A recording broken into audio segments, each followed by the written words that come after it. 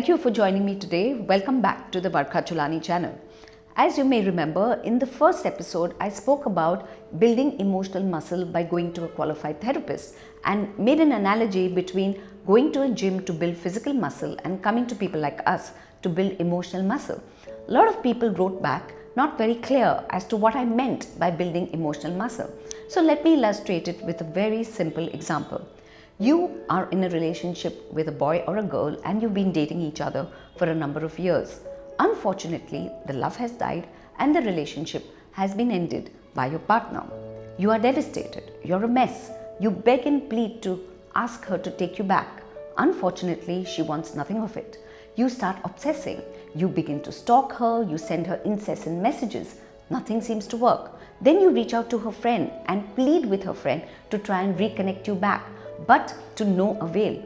You become dysfunctional, you're not able to do your day-to-day activities. What happens then? You start contemplating that life is not worth living and you want to give up and maybe even end your life. Would you say that you have emotional muscle?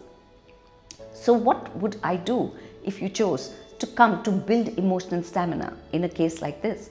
The first thing I would ask you to do is go through the process of normal, natural grief.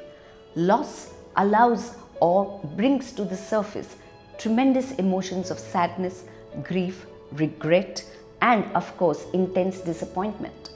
So emotional muscle is allowing yourself the permission to go through sadness, regret for the fact that the relationship had to end, disappointment about the fact that it was so wonderful but unfortunately didn't go a longer way.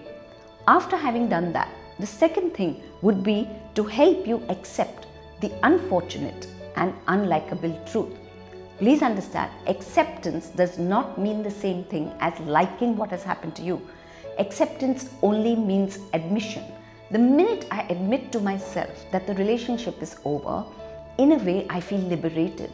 I may not like the fact that it's over, but by admission that it's over, I stop wasting time and energy thinking about it and making permutation combinations of how I should get it back.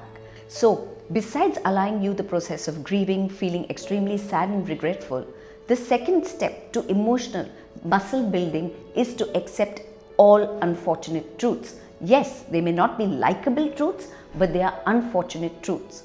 The third thing that a good therapist would be able to do would be to empower you to change attitudes. That means to help you develop a philosophy that life is tough, to develop forbearance, fortitude, resilience, tolerance, and teach you to suffer this period where he will teach you that life is not over. It is only one aspect of your life, which is your companionship and your intimacy, which is unfortunately ended. So you will be learning that life is not a bed of roses and that the sooner we accept and cope rather than condemn and mope, we will be empowered to find solutions as to how we can make this life, which is now going to be in a period of aloneness, more fruitful to ourselves, and what do we need to do next to be able to go out and seek another partner. So emotional muscle building is about giving yourself the permission to be a human being, allowing you to accept reality, and of course teaching you to bear the suffering of this loss. Once you have all these three, you will be a much healthier and a happier you. Keep watching every Friday to learn methods and ways of coping, because it's better to cope rather than to condemn and mope.